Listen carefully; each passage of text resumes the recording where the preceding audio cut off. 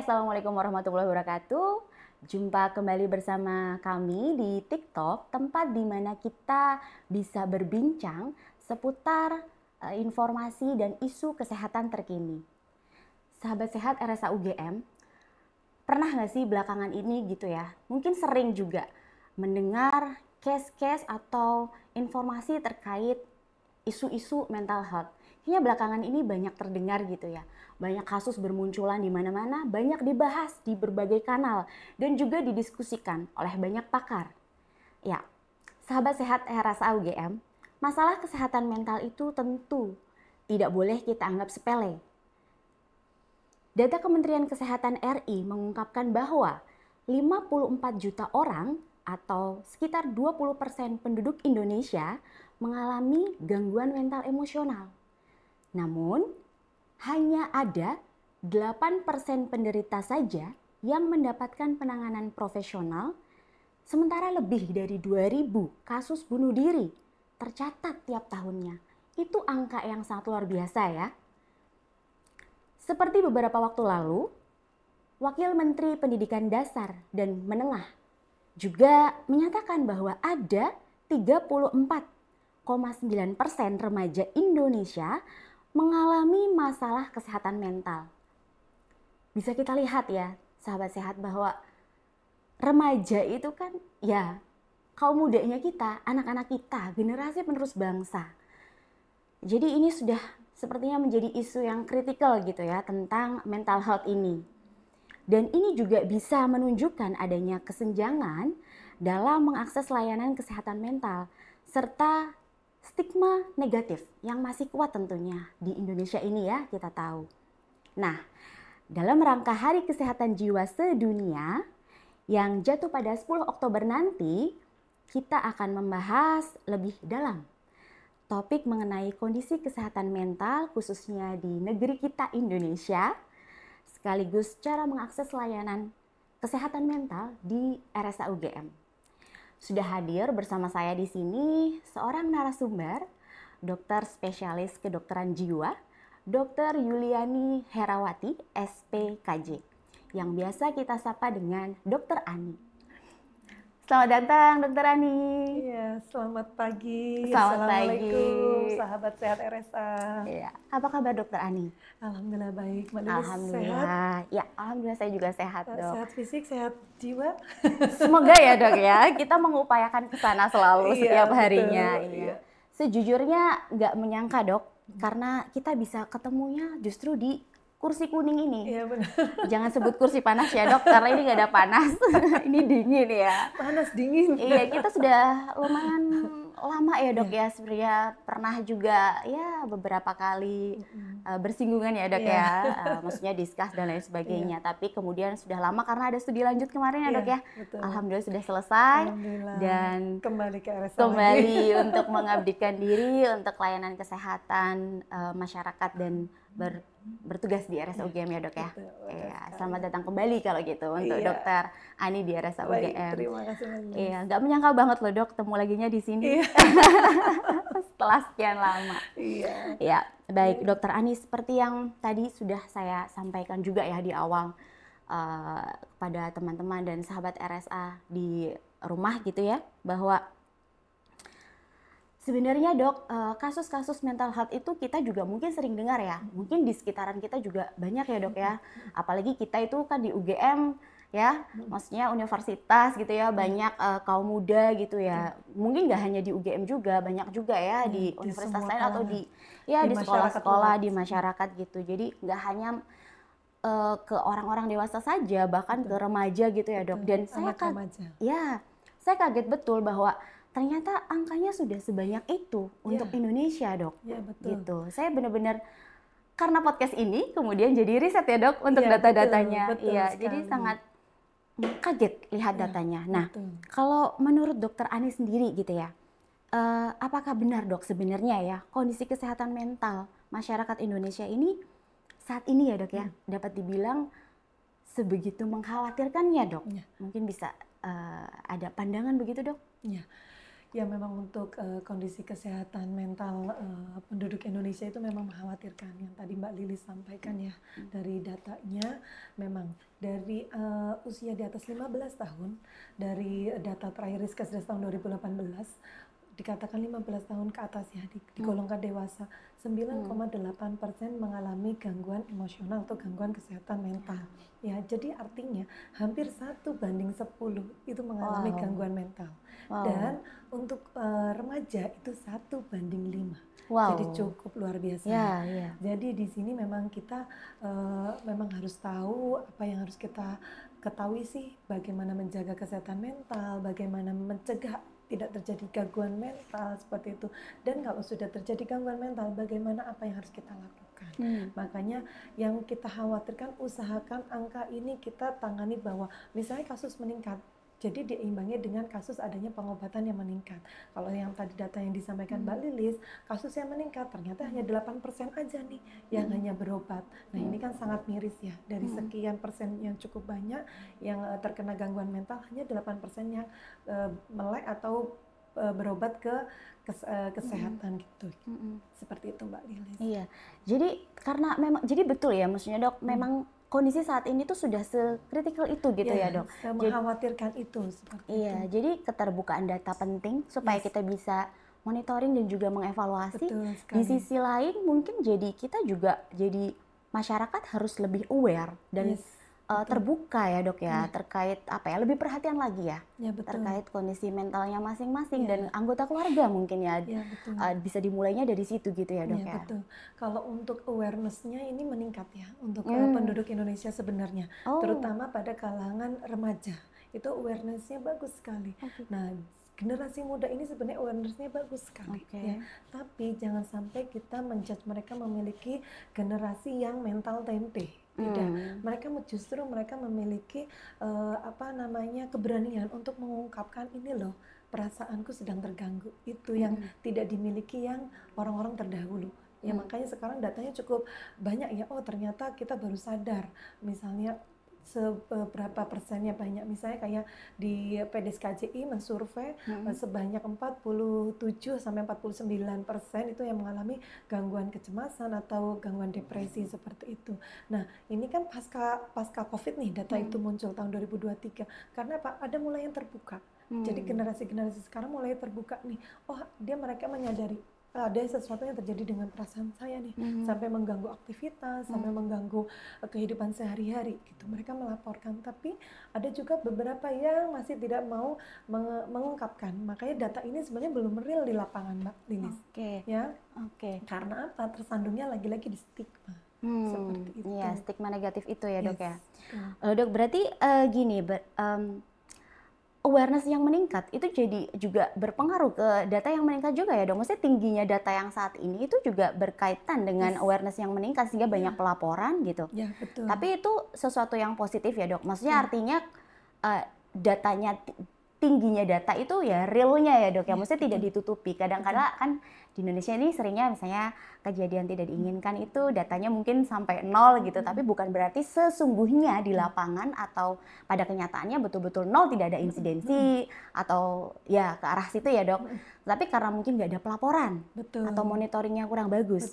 Jadi data yang meningkat ini sebenarnya menunjukkan juga adanya awareness yang meningkat juga sebenarnya Dok. Betul sekali. Jadi lebih karena awareness lebih ke generasi yang muda, generasi yang misalnya milenial ke atas itu memang masih menganggap tabu ya. Mereka mungkin karena pola didik atau pola lingkungannya berbeda, jadi ya menganggap oh itu belum bermasalah, menganggapnya seperti itu, jadi masih denial. Nah itu yang masih sebenarnya data ini belum real gitu. Atau misalnya di daerah-daerah yang memang cara edukasi tentang kesehatan mental belum tersampaikan ya Mbak Lilis. Jadi mereka belum tahu nih apa yang terjadi di mereka. Jadi belum muncul awareness-nya. Nah, jadi memang edukasi tentang kesehatan mental memang harus menyebar rata di seluruh pelosok Indonesia. Ya, jadi untuk meningkatkan awareness dan meningkatkan untuk pertolongan mereka-mereka yang membutuhkan. Tapi jadi pergerakannya tuh menuju ke sana ya Dok ya. Betul. Mungkin Indonesia sehat mental. Iya, karena apalagi generasi sekarang kan sudah melek teknologi ya, media sosial dan lain sebagainya untuk mengakses informasi juga jadi lebih mudah ya. Tapi mungkin memang belum merata gitu Iya, maksudnya ya dok betul, ya. betul. Mungkin yang di pelosok-pelosok belum banyak terpapar Iya, gitu ya. betul sekali. Ya. Ya dok, kita mungkin lanjutkan begitu ya dok ya. Boleh. Kalau di antara masyarakat Indonesia dok yang memiliki masalah kesehatan mental, mungkin banyak yang itu tadi sudah sempat di-spill ya dok ya, yang sebenarnya belum sadar kalau misalnya mereka itu sebenarnya sudah butuh bantuan profesional. Kadang kan ada denialnya tadi yang sudah Betul. dokter juga sebutkan, atau merasa oh ya masih bisa lah menangani, ditangani oleh diri sendiri, atau mungkin bahkan cenderung menutupi atau menganggap baik-baik saja gitu. Jadi mencoba berdamai tetapi ternyata jatuhnya jadi bukan menyembuhkan gitu ya dok ya. Betul. Gitu. Nah, sebenarnya apa dok yang mungkin bisa menjadi warning untuk kita bahwa oh itu adalah signal bahwa kita itu sudah mungkin harusnya sudah butuh bantuan profesional gitu. Mungkin bisa dijelaskan dok lebih detailnya. Ya betul. Jadi memang tidak mudah untuk orang mengenali emosi apa yang terjadi di kita. Jadi bukan hanya penyangkalan saja. Kadang kita bingung apa yang terjadi di perasaan kita gitu loh. Kenapa ya nggak kayak biasanya? Seperti itu. Ada yang mencoba untuk mengalihkan dengan sesuatu yang lain, tapi oh ini nggak berubah. Nah ini misalnya ada tanda-tanda nih, kapan sih harus ke psikiater gitu ya? Atau ke kesehatan mental yang terdekat deh. Misalnya kok di daerahnya nggak ada psikiater, misalnya ke dokter umum boleh atau psikolog boleh. Kan sekarang puskesmas itu wajib ada dokter umum dan ada psikolog. Nah, sekarang di Indonesia itu bagus sekali. Untuk primer ya dok ya, layanan primer ya. Layanan primer minimal ya, nanti psikolog akan men-screening ini perlu nggak berobat ke psikiater yang perlu obat gitu. Karena kan psikolog nggak bisa memberikan obat ya Mbak Lilis. Nah dari sini tuh cukup membantu.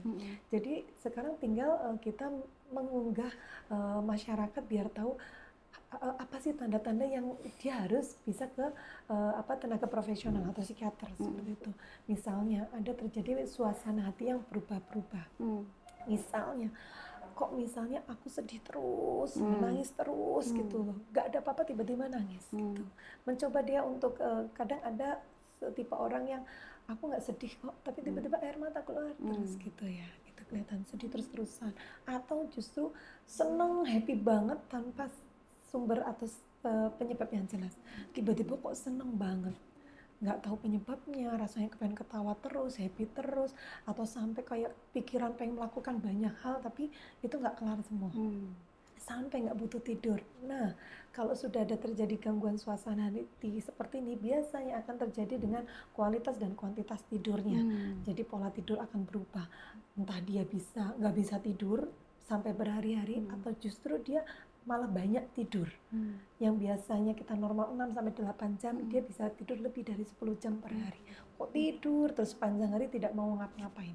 Nah, itu udah mulai tanda ya. Terus yang kedua tandanya adalah misalnya aku biasanya punya hobi nih Mbak, gitu Mbak Lilis. Aku misalnya hobi nih olahraga, tiba-tiba nggak mau olahraga, nggak mau melakukan aktivitas apapun. Atau misalnya contoh ibu rumah tangga biasanya dengan aktivitas bukan hanya hobi, aktivitas seperti biasa dia bersih-bersih dan sebagainya, ini hilang minat sama sekali. Ya kehilangan minat dengan aktivitas dan hobinya. Nah itu udah mulai ya. Atau rasanya misalnya badanku kok nggak berenergi.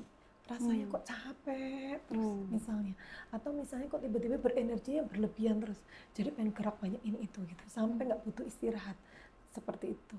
Nah itu mulai tanda lagi adalah nafsu makan, entah itu nafsu makan yang menurun sampai nggak pengen makan sama sekali, atau justru ada peningkatan nafsu makan yang berlebihan. Yang biasanya kita normalnya makan sehari 3 kali, ini bisa sampai 5-10 kali lebih banyak. Seperti itu. Jadi pengen makan tuh, dan itu termakan seperti itu. Jadi ada penurunan berat badan atau peningkatan berat badan yang signifikan. Terus tadi kan setelah pola tidur, perasaan, nafsu makan, kita lihat dari pikirannya. Ada nggak pikiran-pikiran yang misalnya tidak realistis seperti menyakiti diri, ya, atau misalnya menyakiti orang lain. Jadi bukan hanya diri kita, tapi menyakiti diri orang lain. Itu sudah wajib harus ke psikiater, ya. Karena apa? Itu sudah membahayakan dirinya sendiri dan orang lain.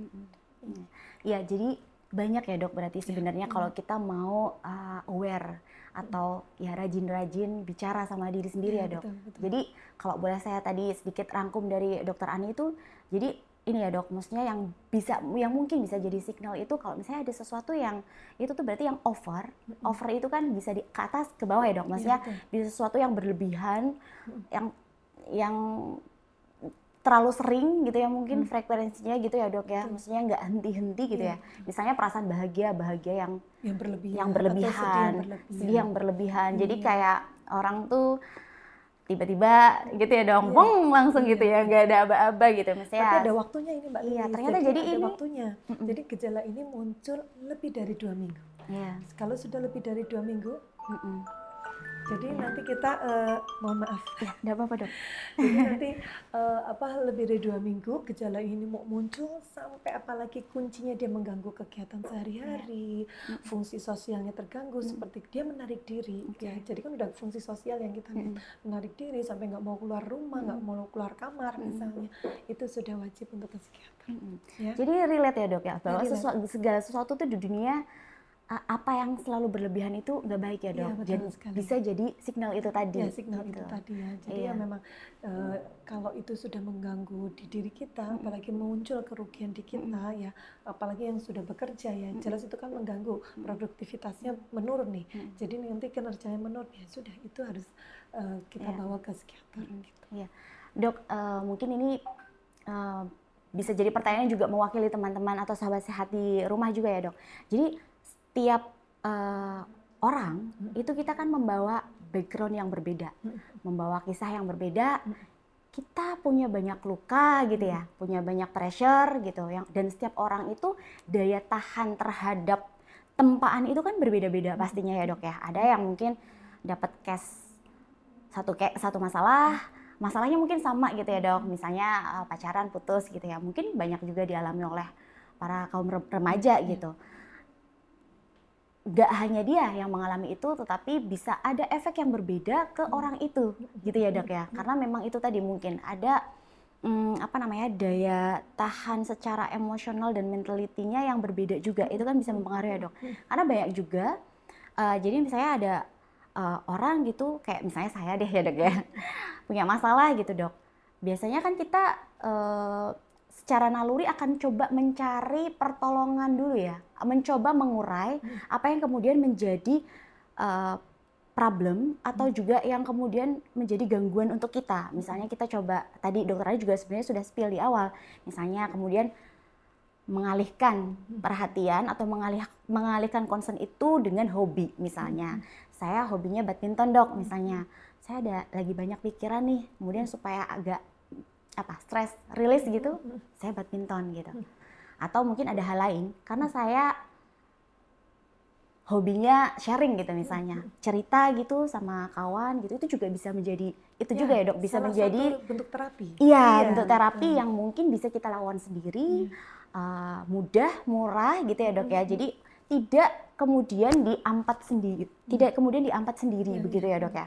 Itu juga bisa membantu kan ya dok? Ya, sangat membantu. Dan saya yakin sih gitu ya dok, mungkin banyak orang juga melakukan hal itu. Tapi kemudian gimana dok caranya sampai dengan kita ketemu titik di mana kok nggak ngefek ya gitu. Maksudnya saya udah melakukan ini, mencoba mengalihkan, kemudian mencoba mencari solusi dengan misalnya saya bercerita, tapi kok rasanya bebannya masih ada, suka muncul. Jadi ups and down gitu dok.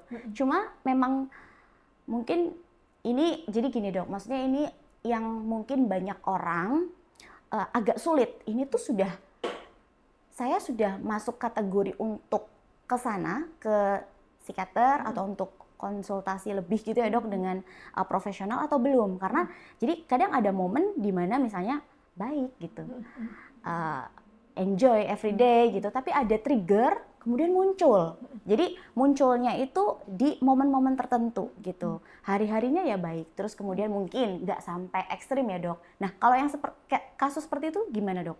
Jadi kalau kasus yang seperti itu kuncinya lagi-lagi kembalikan ke fungsi sehari-hari.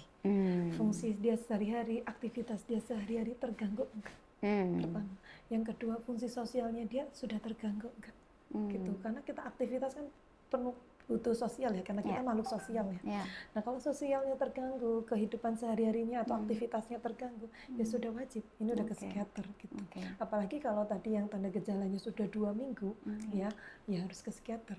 Walaupun misalnya, dok saya masih bekerja, masih bisa kok bekerja, kita lihat dia kualitas bekerjanya, produktivitasnya menurun tidak. Bukan hanya sekedar datang bekerja saja atau datang kuliah saja. Progresnya kita lihat. Kalau kuliah kita lihat tugasnya selesai nggak?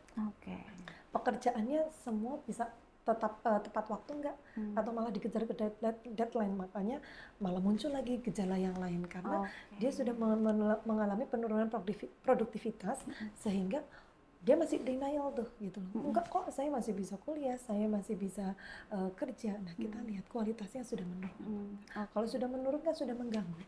Sudah ke profesional. Berarti ada dampak negatif yang muncul yang berlebihan ya dok. Maksudnya sampai mengganggu aktivitas, sampai mengganggu ke fisik atau bahkan ada gejala-gejala fisik yang muncul ya dok. Misalnya kayak penurunan berat badan dan lain sebagainya, rambut rontok kalau cewek ya biasanya ya dok gitu. Tapi ada juga tanda yang gejala fisik, misalnya contoh pada gangguan cemas ya. Dia gangguan fisiknya misalnya nyeri perut, ya, atau misalnya nyeri kepala atau pusing terus, atau sampai mual muntah yang kita terlihat nyata ya, atau sampai diare. Ditarik lagi misalnya, contoh pada kasus-kasus anak-anak sekolah sering sekali ada pelajaran atau ulangan yang dia tidak sukain. Dia akan muncul keluhan fisik, mama aku pusing misalnya. Papa aku nggak berangkat sekolah karena nyeri perut gitu, atau mungkin yang benar-benar terlihat diare. Nah nanti kita tarik ulang. Makanya dalam pemeriksaan psikiatri itu tidak seperti pemeriksaan yang lainnya gitu. Memang kita harus menarik cerita dalam kehidupannya dia gitu. Makanya banyak ini juga ya dok, mungkin yang muncul gejala misalnya kayak mungkin kalau kita ngehnya kita baru ada gangguan gastro ya atau mah gitu ya dok. Betul. Tapi kemudian setelah diobati terus nggak sembuh-sembuh ya dok. Betul. Biasanya juga ada hal lain ya setelah kita telusur ya dok ya. Betul, itu khasnya kalau misalnya pada gangguan somatoform atau gangguan somatik itu masuk ke gangguan cemas, itu khasnya adalah dia sudah berobat kemanapun, misalnya bukan yang psikiater ya, kok sudah diobatin, sudah pemeriksaan ini itu hasilnya normal. Itu semua itu. Misalnya kayak penyakit, dia ngerasa kayak saya punya penyakit jantung, setelah diperiksa tuh rekam jantung atau USG jantung seperti itu, loh kok hasilnya bagus gitu misalnya. Banyak loh dok cerita seperti itu, banyak teman-teman bercerita atau konsultasi tuh yang seperti itu ya, maksudnya konsultasi antar teman gitu dok. Ya itulah kalau di kita namanya kolaborasi interprofesional. Jadi nanti yang menemukan misalnya dokter penyakit dalam, dia akan misalnya merawat bersama atau misalnya merujuk untuk dirawat bersama rawat jalannya dengan psikiater untuk kita gali seperti itu. Nanti biasanya kita ketemu jadi nanti pengobatan dengan psikiater dan bagian lain yang memang terkait seperti itu. Makanya kalau di mungkin daerah terpencil gitu ya dok, yang mungkin akses layanan kesehatan atau konsultasi psikolog, psikiater itu juga mungkin belum bisa menjamah sampai sana itu juga. Jadi kalau kayak di kampung saya juga dok, saya kan juga dari daerah gitu, ya adalah gitu ya, misalnya di sekitaran warga gitu yang ada muncul gejala-gejala semacam itu. Tipikalnya pendiam, tapi kemudian ada masalah secara fisik gitu ya. Betul. Terus tapi dibawa berobat dok, nggak sembuh-sembuh gitu loh.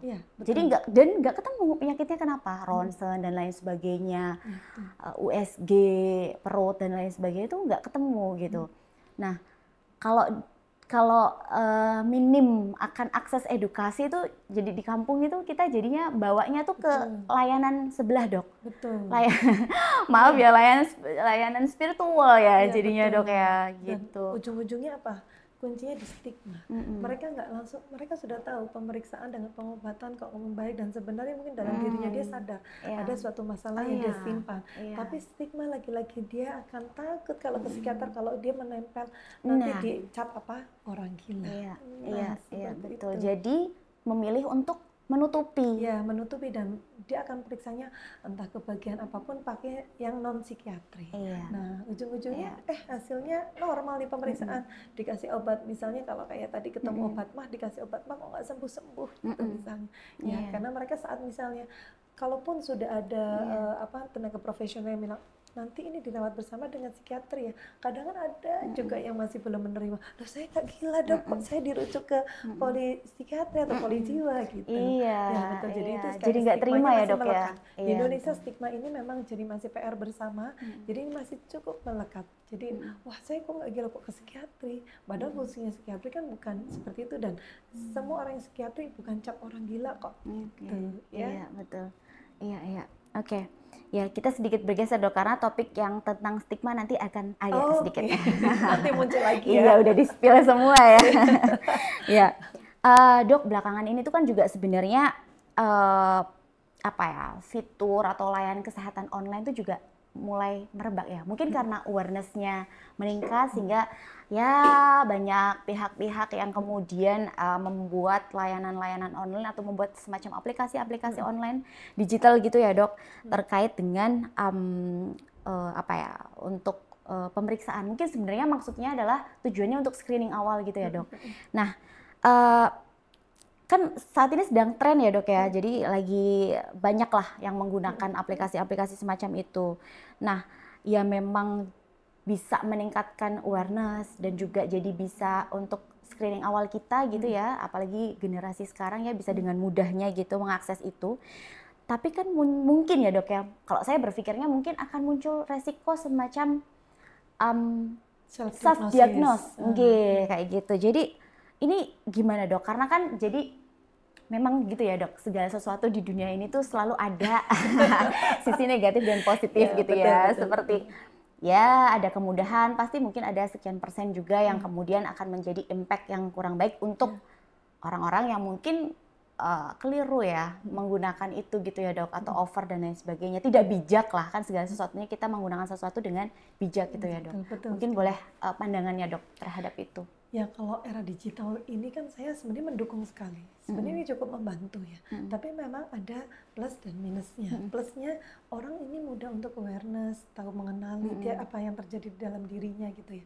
Jadi membantu untuk screening awal. Tetapi di sini self diagnosa sering sekali muncul.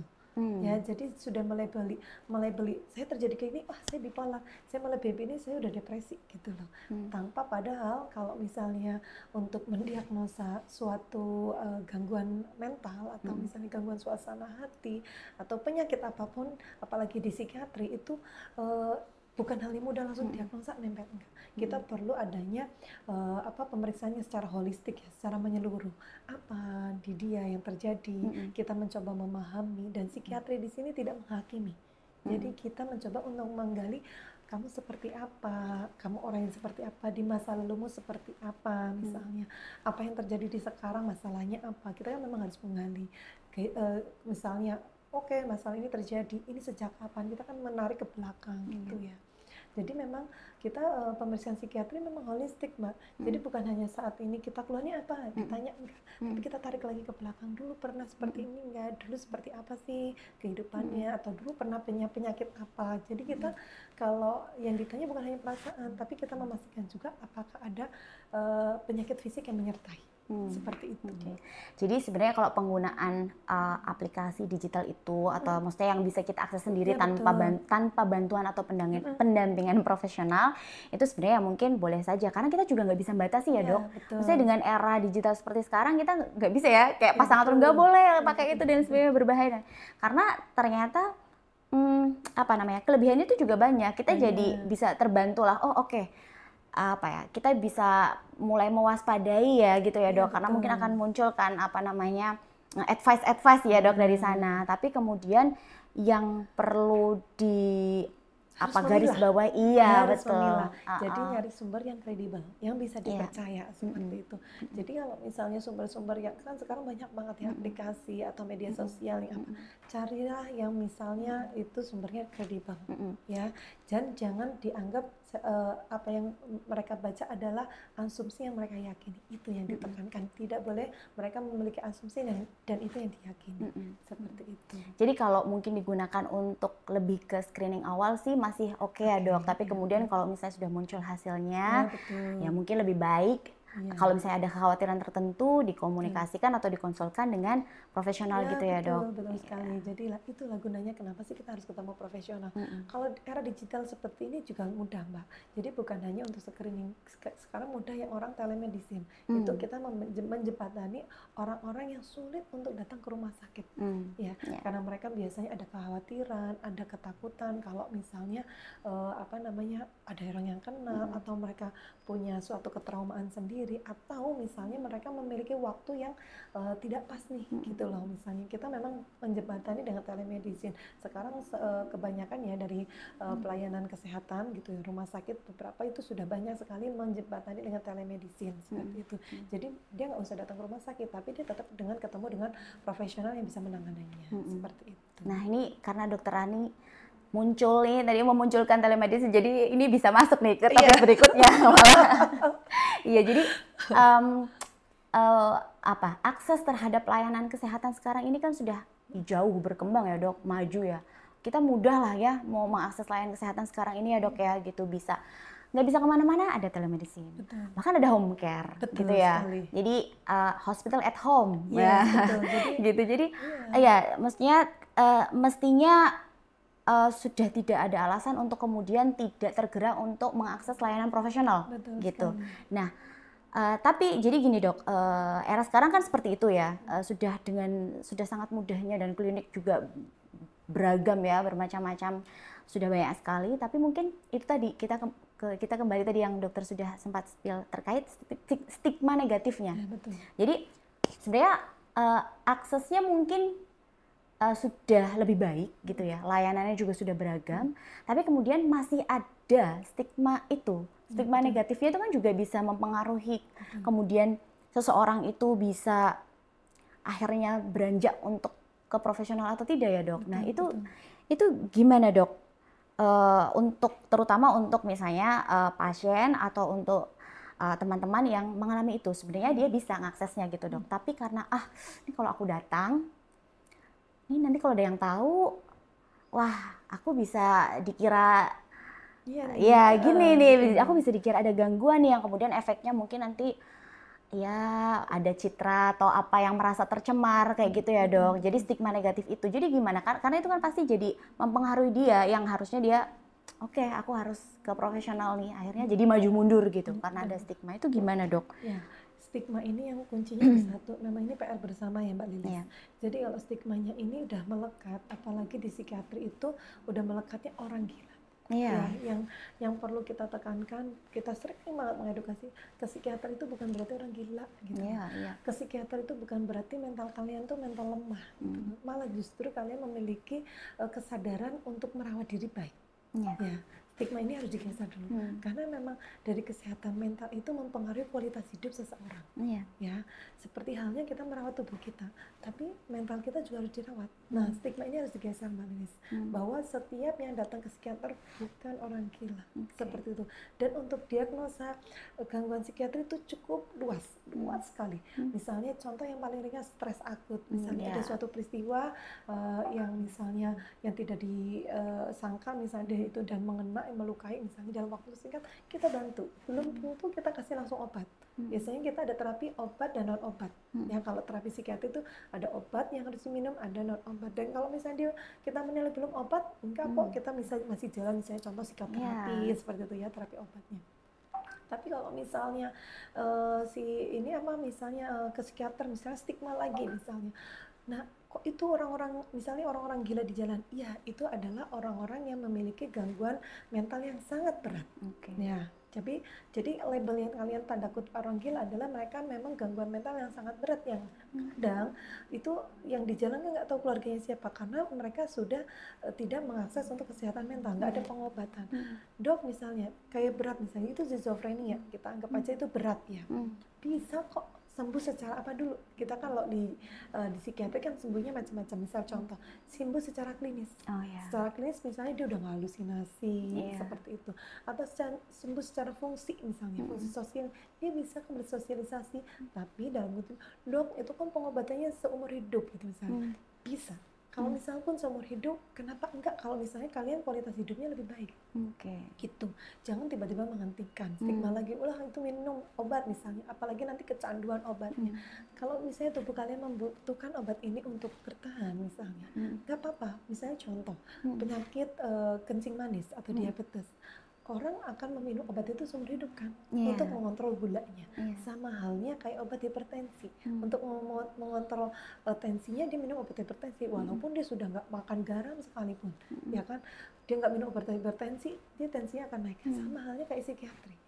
Begitu nanti dia melekat, kita akan coba misalnya dalam kondisi yang sudah baik, kita turunkan dosisnya misalnya. Kok turunkan dosisnya, dia kembali lagi kok muncul gejala, ya kita akan bertahan dengan dosis yang seperti itu. Kita mengutamakan kualitas hidup seseorang, ya. Produktivitas harus meningkat, fungsi sosialnya tetap harus jalan, dan dia mempunyai peran sebagai manusia. Seperti itu ya. Jadi stigma ini harapannya tidak dipandang sebelah mata. Seperti itu ya. Karena seringkali kita dipandang sebelah mata. Begitu udah ke psikiatri, wah ini udah nggak bisa nih dikasih pekerjaan. Tidak. Jadi orang-orang yang dengan pengobatan psikiatri itu tetap bisa melakukan pekerjaannya, tetap bisa mengikuti sekolahnya atau kuliahnya gitu ya. Jadi kita mari bantu untuk menggeser nih stigma yang dulu gitu loh. Jadi untuk lebih awareness lagi tentang kesehatan mental, karena memang kesehatan mental itu sangat penting seperti kita merawat tubuh kita. Jadi memang itu memang mental itu melekat di tubuh, tapi kan tidak terlihat, tapi dirasakan. Nah seperti itu. Dan lagi-lagi kalau stigma, jangan menjudge seseorang itu misalnya kalau dia datang pengen curhat nih kayak tadi yang Mbak Lilis bilang, itu suatu bentuk curhat itu salah satu bentuk terapi untuk validasi ya, untuk mengurangi rasa tekanan di hati. Nggak apa-apa. Tapi ingat, kita boleh jadi pendengar tapi tidak boleh menjadi hakim. Dan kalau di psikiatri tenang saja, kita akan menjaga kerahasiaan pasien. Jadi kalau misalnya kalian takut ke rumah sakit, telemedicine juga takut, tenang kok, rahasia kalian kita aman, jaga gitu ya. Gitu ya, Malaysia yang ditakutkan adalah nanti tersebar kemana-mana. Kalau datang mungkin mereka akan takut ya, bisa kita menjembatani telemedicine, tapi tenang aja, kita nggak akan membocorkan itu ke siapapun dengan seizin pasien, kecuali kalau dia anak-anak ya di bawah usia, memang orang tua minimal harus tahu karena dia harus bertanggung jawab. Kalau misalnya secara hukum dia dikatakan dewasa, ya nggak masalah gitu ya. Jadi misalnya, dok saya nggak boleh izin nih, misalnya usia 20-an tahun, jadi kan dia bisa mengambil keputusan, dok jangan sampaikan ke orang tua ya, karena memang psikiatri kan memang kepercayaan. Kita akan sampaikan, ibu mohon maaf kita akan nggak sampaikan, tapi saya akan bisa bantu apa ibu yang perlu informasi yang akan saya sampaikan. Jadi memang komunikasi ini bukan hanya di pasien, ke dokter tentang stigma, di keluarganya, di lingkungan sekitar. Ya betul, karena dia berobat itu bukan hanya untuk diri sendiri, dia berjuang bukan untuk diri sendiri, jadi berjuang bersama-sama. Ya dokter, ya pasien, keluarga dan lingkungannya. Gitu ya. Kayaknya pengobatan psikiatri cukup luas ternyata. Komprehensif ya, betul. Tidak hanya ke pasiennya ya. Holistik, kita harus menyeluruh. Jadi bukan hanya di pasien aja, holistik menyeluruh. Budayanya seperti apa, kita memang harus lihat seperti itu. Iya, jadi seperti itu ya sahabat sehat. Jadi kita perlu selalu ingat bahwa judgement ke orang lain itu bisa mempengaruhi. Iya, bisa mempengaruhi itu. Jadi bisa benar-benar menimbulkan efek ya sama seseorang gitu. Bisa jadi tekanan, mungkin sebenarnya kita nggak merasa judgementnya kita itu nggak terlalu yang kayak ya gimana-gimana gitu. Tapi itu bisa sebegitu misalnya menjadi tekanan untuk orang lain, bisa sebegitu menyakiti orang lain. Jadi kita perlu berhati-hati gitu ya. Jadi kalau misalnya ada rekan atau teman di sekitaran kita yang kemudian perlu gitu ya untuk pergi ke profesional gitu, itu ya didukung gitu ya dok, bukan terus kemudian dijudge atau bahkan dikata-katai gitu. Atau ya dihakimi itu tadi ya dok, gitu, karena memang itu bisa dirangkul, justru harus disupport gitu ya dok. Ya kalau misalnya kalian tidak bisa bantu, ya sudah diam, support aja untuk mereka ke profesional, karena kadang-kadang juga orang-orang yang memang butuh orang-orang yang sharing gitu ya dok, itu tuh kadang-kadang atau yang cenderung sudah mengalami gangguan gitu, gangguan secara mental gitu, kadang-kadang juga datang ke rekannya atau ke teman sahabatnya itu kadang juga hanya untuk didengar saja kan dok. Jadi teman-teman juga harus bisa memahami kan saudara atau teman kita sendiri di lingkungan kita, misalnya kebutuhan itu kalau misalnya kita tidak bisa masuk untuk bisa kasih solusi gitu, ya lebih baik didengarkan saja dan didukung untuk didukung untuk ke profesional kayak gitu. Jadi itu adalah bentuk peran dan support kita sebagai orang yang ada orang yang ada di lingkungan gitu ya dok ya, karena kan ya itu tadi lah, maksudnya kalau kita nggak bisa bantu kasih solusi gitu ya, kita dukung, bentuk dukungannya kan seperti itu dengan tidak menjudge itu ya dok ya. Betul, tetap merangkul, jangan menjauhi, itu penting sekali, karena mereka memang butuh dukungan, kasih sayang, kehadiran seperti itu. Iya, benar. Apalagi di era medsos sekarang ya dok ya. Iya betul. Ternyata bahasa jempol ini juga mengerikan sekali ya dok ya. Mungkin banyak teman-teman mudanya kita, teman-teman kaum muda-mudi yang juga bermain medsos yang kemudian dapat juga komentar-komentar atau judgement di media sosial yang juga kemudian bisa ganggu, justru juga bisa munculnya dari situ ya dok. Sebenarnya bukan dari dunia nyata malah ya. Dari dunia maya. Makanya kita perlu ngukur nih prosentase kita nyemplung di dunia maya itu segimana besar, gimana kita manage ya antara dunia maya sama dunia nyata. Kadang-kadang kita justru malah dapat gangguannya dari dunia maya ya dok ya. Betul. Soalnya kita kan nggak bisa mengendalikan komentar orang. Iya. Ya minimal kita kalau bisa jadi manusia yang bermanfaat. Kalaupun share ya sesuatu jangan yang kontradiktif untuk menimbulkan suatu komentar yang menggelitik ya. Jangan dalam kutipnya dia menampilkan atau memposting sesuatu yang menggelitik orang untuk mudah untuk menceletuk atau mengomentari sesuatu yang kritik yang negatif ya. Gitu. Jadi zaman sekarang dok, kalau misalnya tantangan ke kita gitu ya, bentuk tekanannya itu sekarang kita nggak hanya lingkupnya bisa lebih luas. Jadi kalau dulu mungkin kan di orang-orang sekitar kita yang biasa kita sering kontak ya dok ya, misalnya keluarga, teman, terus rekan kantor, rekan kerja dan sebagainya, atau tetangga gitu ya. Misalnya cakupannya tuh sekitaran itu. Tapi sekarang nih karena era medsos itu tadi ya, jadi cakupannya bisa lebih luas. Tekanannya iya, jadi yang jauh kita nggak kenal tuh bisa gitu ya, bisa ikut bisa ikut memberikan pengaruh itu ya dok ya ke kita. Jadi betul. Harapannya kalau medsos itu diambil yang baiknya saja. Jadi misalnya yang ada isinya edukasi tentang apa yang kita butuhkan, edukasinya pun yang kita lihat yang kredibel sumbernya ya lagi-lagi. Jadi kita harus bijak memanfaatkan media sosial, apalagi untuk kesehatan mental ya. Kita harus tahu ini yang sumbernya yang kredibel. Oke, kita serap gitu. Tapi kalau misalnya nggak ada sumber dan itu malah membuat kalian jadi self diagnosa. Makanya ada ini dok sekarang detox medsos gitu dok, jadi kayak menghindari dalam kurun waktu tertentu, menghindari medsos gitu. Jadi untuk ya supaya mungkin bentuk healingnya diri sendiri ya dok. Misalnya kadang-kadang mungkin sebenarnya yang ada di media sosial atau dunia maya itu sebenarnya nggak menyasar ke kita, tapi kitanya yang keganggu sendiri kan.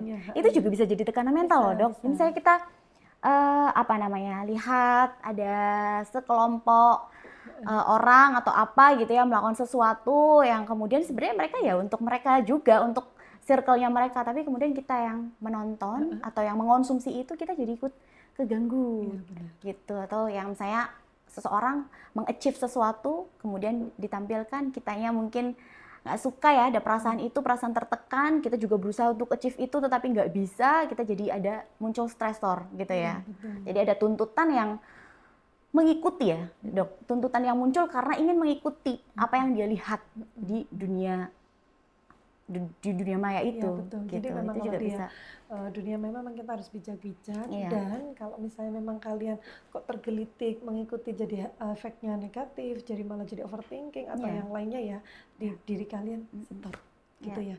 Kalian ambil yang positif aja. Kalau yang menimbulkan suatu konten-konten yang misalnya itu negatif dan itu berdampak di kalian jadi kok mudah cemas, malah jadi pengaruh negatif, melakukan perilaku yang negatif, tinggalkan. Gitu, ya. Karena kan pikiran kita juga kan connect ya dok Iya, sama hati kita ya dok Iya, ya. betul. Kalau hatinya damai, pikiran Iya, damai, tubuh kita tenang. juga sehat, Ya, betul gitu kan dok sekali. ya. Jadi kalau lagi ada pikiran tuh pasti ke badan juga nggak enak ya dok Iya, ya. pastinya gitu. Iya, jadi Makanya ya. jadi kualitasnya kan terganggu tuh. Iya, Ya. jadi betul harus juga benar-benar membatasi ya. Karena sekarang kan anak-anak muda kita juga nggak hanya anak muda, sekarang orang tua juga jadi mengikuti kan Iya, dok, betul. mengikuti perkembangan zaman. Jadi maksudnya nggak ada ya kayaknya anak muda yang ya mungkin ada, tapi maksudnya ya sebagian Sedikit, kecil gitu ya yang nggak aktif di dunia apa Media maya sosial. gitu, di media sosial gitu. Karena hampir semua orang, jadi semua orang itu jadi punya ini dok, punya apa namanya, punya prosentase untuk bisa kena gangguan mental tuh lebih banyak gitu ya, lebih besar gitu ya dok, dibanding orang yang mungkin ya udah di kehidupan nyata aja kayak gitu ya. Nah itu media sosial, beda lagi dengan yang game online. Iya, lagi. Jadi belum sampaikan sana. Ya. Iya. Jadi kalau di psikiatri itu memang ada ada menimbulkan kalau game online kayak gitu, apalagi yang misalnya game itu menimbulkan kekerasan ya, bentuknya suatu kekerasan atau bentuknya pakai bajunya mengundang sesuatu yang berpikir ke arah yang tidak baik gitu kan. Biasanya kan banyak sekali tampilan-tampilan yang sebenarnya belum bisa ditonton di anak-anak karena memang di situ kan gambar ya, bukan manusia real gitu ya. Nah itu apalagi ada kekerasan, dia akan memicu nih untuk gangguan mental gitu ya. Jadi nanti akan menimbulkan kecanduan, game disorder ya. Jadi game adiksi disorder. Jadi dia akan kecanduan terhadap game. Apa sih akibatnya? Dia akan mudah marah, emosinya meledak-ledak, nggak tidur. Jadi dia akan sampai bahkan akan terjadi gangguan perilaku, misalnya sampai jual apa yang di rumahnya seperti itu untuk menambah top up biar dia bisa naik level gitu-gitu. Nah itu bahaya sekali. Jadi memang era digital ini tantangannya banyak banget, bukan hanya media sosial saja, tapi aplikasi-aplikasi yang misalnya contohnya game itu yang akan bisa menimbulkan gangguan di kesehatan mental kita gitu.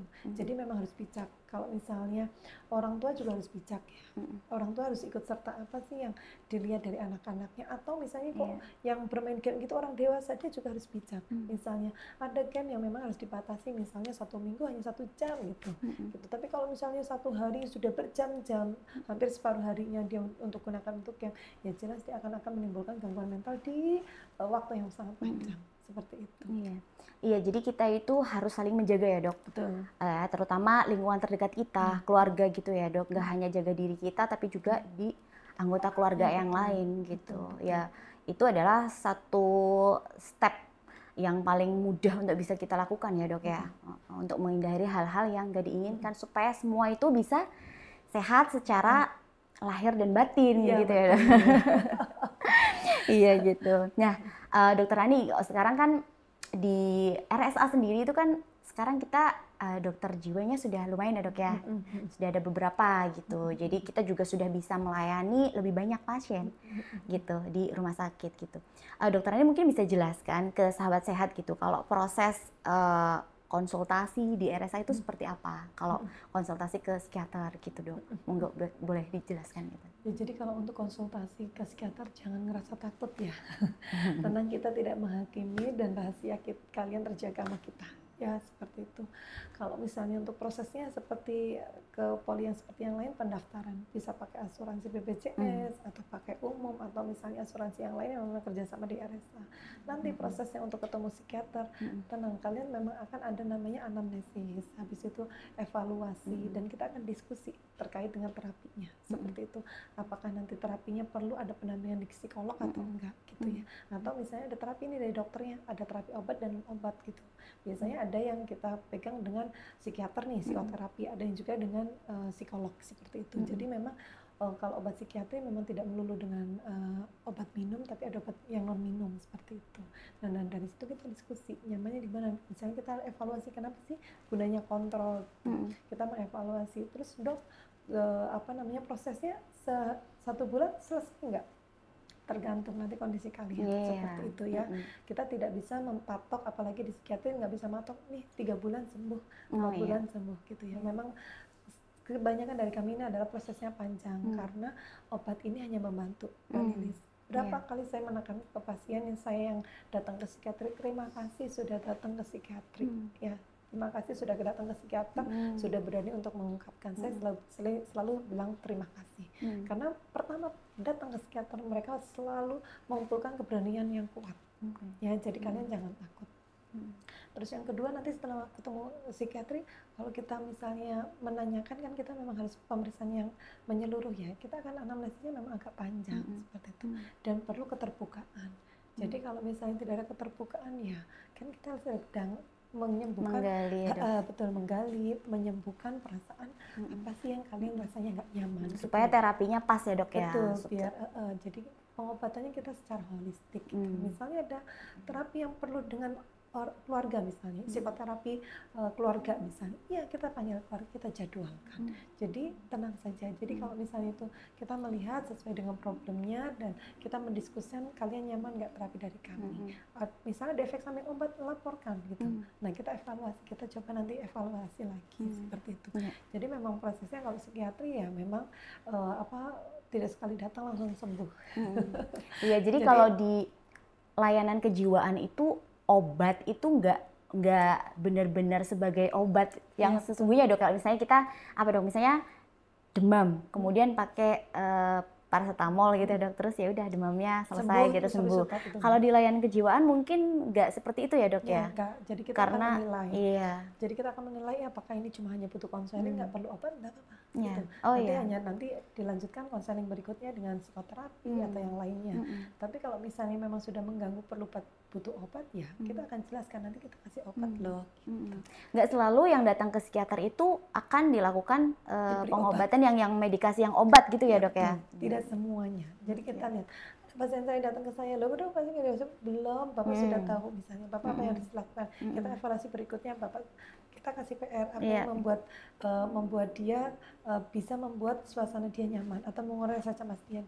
Iya Pak, bisa ya, kita diskusikan. Nah itu dari kita yang konseling. Karena ada yang kekhawatirannya itu lebih ke nggak mau kecenderungan obatnya itu loh dok. Iya, kecenderungan ketergantungan obatnya itu. Nah seperti itu ya, memang obat-obat psikiatri memang hampir semua memang beresiko untuk ketergantungan. Tapi tenang saja, kita sudah mengatur bagaimana dosis itu biar tidak kecanduan, seperti itu. Dan kita kapan sih mulai menurunkan dosisnya? Kalau kondisi kalian udah kita nilai baik, mengolah emosinya sudah cukup baik, tenang kok, kita turunkan pelan-pelan dan bisa berhenti. Jadi kuncinya itu obat itu hanya membantu, kuncinya di kalian, usaha di pasiennya. Nah usahanya di pasien, dia tidak berdiri sendiri, usaha dari keluarganya, dari lingkungan sekitar ya. Jadi dia tidak berjuang sendiri. Saya tekankan lagi di sini, obat itu hanya membantu. Kunci utama pasien harus yakin sembuh, gitu ya. Kemauan untuk sembuh dari diri sendiri ya dok ya? Ada kemauan, dia mengolah emosinya, dia membesarkan kapasitas mentalnya dia. Jadi nanti kalau misalnya ada suatu benturan, dia lebih fleksibel nih gitu. Jadi tidak mudah untuk patah atau tidak mudah untuk rapuh seperti itu. Nah itu yang kita kembangkan untuk kapasitas mental itu lebih besar dan lebih kokoh. Harapannya kalau misalnya ada ke-trigger atau stresor yang sedikit, dia sudah bisa menangani sendiri tanpa misalnya melakukan hal-hal yang negatif ke dirinya sebagai pelampiasannya. Seperti itu. Makanya sebelum stage-nya lu lebih lanjut gitu ya dok ya, jadi harus sedini mungkin kalau misalnya memang butuh bantuan profesional, langsung datang gitu ya dok, supaya jadi bisa bantu untuk bisa menciptakan mental yang baja gitu ya dok. Iya betul. Jadi di sini ketemu psikiater gitu bukan hanya terapi, tujuan terapi, jangan-jangan bisa preventif atau pencegahan kalau sudah awareness-nya di awal, sudah tahu gitu. Saya ternyata di awal sudah langsung datang. Jadi kalau misalnya ke psikiater dalam kondisi yang dia masih bagus, ya itu sebagai preventif. Tapi kalau dia misalnya jangan sampai datang ke psikiater dalam kondisi yang sudah buruk seperti itu.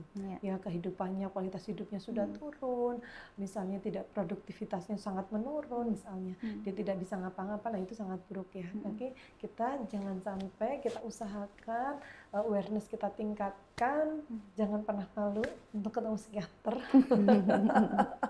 Ya, kita gandeng bersama-sama, Indonesia memiliki kesehatan mental yang lebih baik. Oke. Nah dok, kalau kita atau mungkin sahabat sehat di rumah, sahabat sehat RSA juga mungkin lebih lebih dekatnya atau lebih mengenalnya itu layanan kejiwaan itu sifatnya tuh ini ya dok, layanan rawat jalan ya, kayak poliklinik gitu ya dok. Sebenarnya kalau layanan kejiwaan sendiri ada nggak sih dok yang kayak sifatnya tuh kayak gadar gitu dong, kegawat daruratan gitu? Ada Ada jadi ya? kegawat darurat psikiatri ada banget Oh, Mbak. oke. Nah kalau di RSA sendiri IGD kita menerima kasus-kasus kegawat daruratan psikiatri. Mm-mm. Apa sih kasus-kasus kegawat daruratan psikiatri? Contohnya adalah dia menyakiti diri. Oh Ya, iya, atau yang ya, pas ditemukan mau bunuh misalnya. diri gitu Nah, dok? betul. Oh itu Atau masuk ke sana ya? ya Oh, betul. oke. Jadi atau misalnya dia mengancam menyakiti orang sekitar. Ya, jadi dia bersifat yang misalnya kayak ngamuk-ngamuk tanpa sadar dia melukai orang lain atau sampai sudah melukai orang lain itu sudah wajib. Jadi di sini kunci utamanya adalah menyakiti diri atau orang sekitar. Jadi kayak ancaman oh ini bisa nih mengancam bisa nih masuk ke IGD gitu. IGD RSA ada rawat inapnya khusus psikiatri ada, IGD untuk kasus psikiatri juga kita bisa menerima seperti itu. Oke. Kalau gawat darurat berarti masuknya kan dari IGD, IGD ya dok bisa. ya, dari IGD nanti kemudian butuh rawat inap atau tidak. Nanti kita juga punya ada ini ya dok, ada bangsal khusus ya? Ya ada bangsal khusus untuk yang pasien psikiatri. Tenang ini bangsal khususnya di RSA itu tidak seperti yang kalian bayangkan berjeruji-jeruji seperti penjara tidak. Kita di sini sangat baik ya, bagus gitu ya. Dan di sini pemantauan ketat 24 jam. Jadi kita akan melihat gerak-geriknya apakah yang mencurigakan atau enggak seperti itu.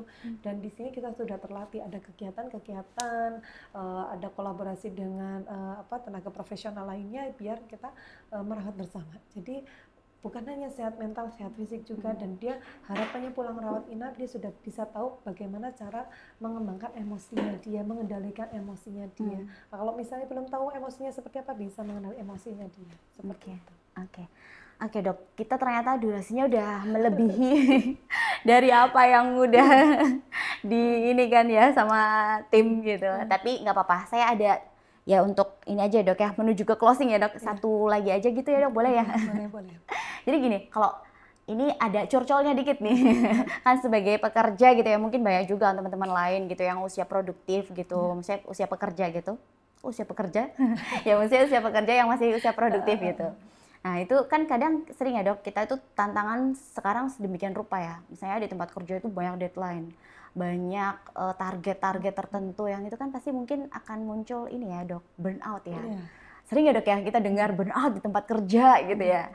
Kalau di RSA itu untuk penanganan itu ada yang khusus nggak dok misalnya? Maksudnya karena itu kan sebenarnya kalau burnout itu mungkin, kalau saya ya dok ya maksudnya mendengar itu mungkin belum ke yang kejiwaan yang mental yang gangguan mental yang bagaimana gitu ya dok. Maksudnya hanya mungkin karena kondisi-kondisi tertentu kemudian muncul burnout. Itu gimana dok? Kalau di RSA ada nggak sih misalnya kayak konsultasi khusus atau apa ya yang untuk menangani hal-hal semacam itu yang berkaitan dengan burnout gitu? Ada kok di RSA, jadi di sini ada screening burnout ya. Oh ada ya? Iya, jadi burnout itu bukan hanya pekerja aja Mbak Lilis. Iya. Jadi burnout itu juga bisa anak pelajar, mahasiswa bisa. Oke, iya. Semuanya bisa, karena burnout di sini atau ibu-ibu rumah tangga. Oh iya ya, betul itu.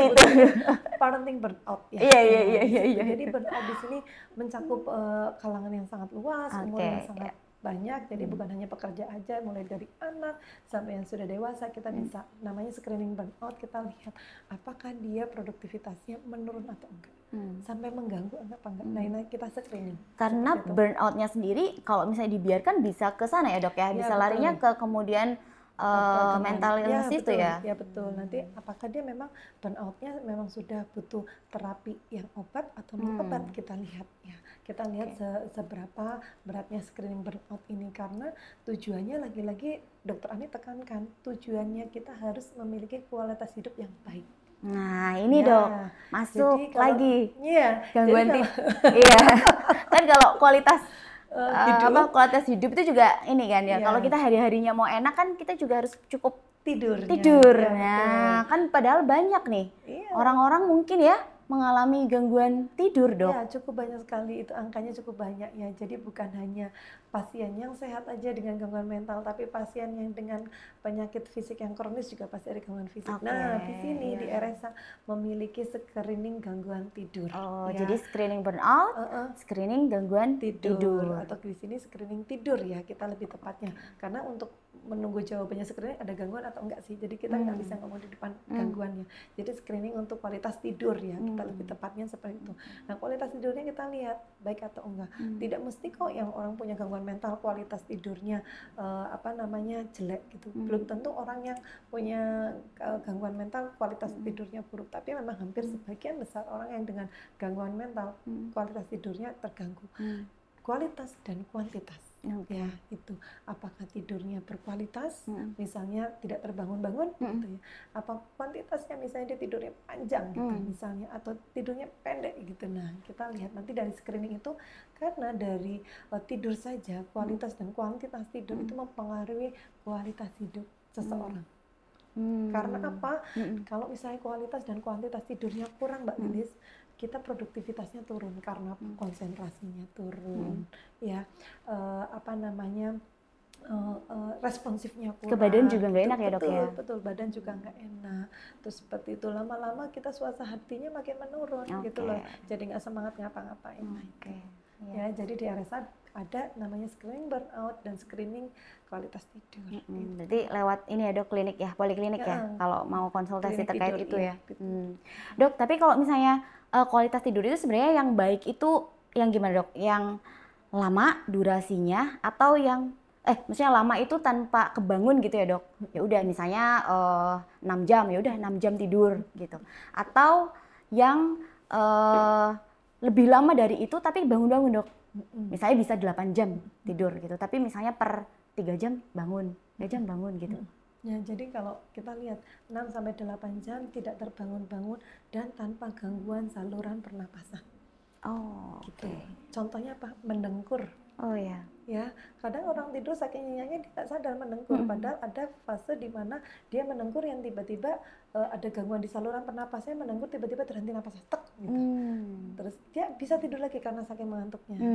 Nah, itu kan akan mempengaruhi kualitas tidurnya dia, kualitas fisiknya dia. Makanya kita akan berkolaborasi dengan tenaga profesional lainnya. Kalau memang ditemukan ada saluran gangguan saluran pernapasan misalnya, contohnya dari mendengkur itu sleep apnea. Itu dok. Jadi kayak tiba-tiba pas mendengkur tiba-tiba berhenti. Jadi kayak henti napas hitungan detik terus dia lanjut lagi. Biasanya kalau terbangun kayak orang kaget gitu. Itu bawaan atau bisa ini dok, bisa di treatment sleep apnea itu? Itu harus diobati. Bisa ya? Iya, kita harus diobati. Nanti dari psikiatri akan menggandeng dengan soalnya kan itu nggak bisa dikendalikan karena kita posisi tidur ya dok ya? Betul. Jadi ada misalnya gangguan tidur yang bersifat organik atau karena penyakit fisik, ada yang non organik. Nah, kita harus pilih itu. Nah, di RSA, dari poli tidurnya kita akan men-screening itu. Terjadi nggak di antara ini? Organiknya kita gugurkan dulu. Oh, ternyata organiknya kita bisa gugurkan. Kita cari yang organiknya apa, kita obatin sesuai dengan kasusnya si pasien. Jadi memang pemeriksaan psikiatri cukup holistik ya, Mbak. Jadi kita pastikan fisiknya tidak bermasalah, psikiatrinya kita obati juga. Wow, luar biasa ya dok. Dari mental sampai ke tidur pembahasan kita. Sampai ke kualitas hidup. Cukup panjang ya. Sampai ke tidur. Iya, Dokter Ani mungkin ini karena durasi ya tadi, jadi kita mungkin perlu segera menutup. Gitu supaya Dokter Ani juga ada ini ya praktek ya dok di sini ya di mana dok, di Sri Kandi ya, Sri Kandi lantai 2 kalau Dokter Ani prakteknya di RSA ya gitu, betul. Di Poliklinik Sri Kandi lantai 2 gitu ya Dokter Ani mungkin ada untuk ini aja close statement mungkin untuk menyemangati teman-teman di luar sana atau ada ini yang untuk inilah memberikan bukan wejangan ya dok ya, untuk close statement aja lah. Jadi mari kita bersama-sama membantu teman, keluarga, kerabat kita untuk merangkul ya. Jadi mereka-mereka yang mengalami masalah dalam diamnya dia, kita bantu ya. Jadi kita jadi pendengar, jangan jadi menghakimi ya. Terus yang kedua, kita saling menggandeng bersama-sama kalau untuk menjadikan kualitas hidup lebih baik. Jadi untuk psikiatri itu bukan suatu tanda kita lemah, tetapi memang kita butuh untuk menjadi kualitas hidup yang lebih baik karena kesehatan tidak ada kesehatan, tidak ada kalau nggak ada kesehatan jiwa. Seperti itu. Tidak ada kesehatan kalau tidak ada kesehatan jiwa. Iya. Iya, jadi kita mari bersama-sama saling menjaga untuk Indonesia yang lebih sehat, Iya, betul. gitu. Khususnya ini ya dok ya, mendekati tanggal 10 Oktober, Hari betul. Kesehatan Jiwa Sedunia, gitu ya. Sahabat Sehat RSA, mungkin itu tadi perbincangan kita. Semoga banyak hal yang bisa diambil gitu ya dok. Jadi nggak hanya bincang-bincang aja, tapi juga ada edukasinya gitu ya dok ya. Betul. Terima kasih banyak Dokter Ani sudah bergabung bersama kami pada podcast ini. Terima kasih juga sahabat Sehat RSA. Semoga kita semua selalu sehat secara mental dan fisik. Ya. Izin kami undur diri teman-teman. Assalamualaikum warahmatullahi wabarakatuh. Sampai jumpa di podcast berikutnya.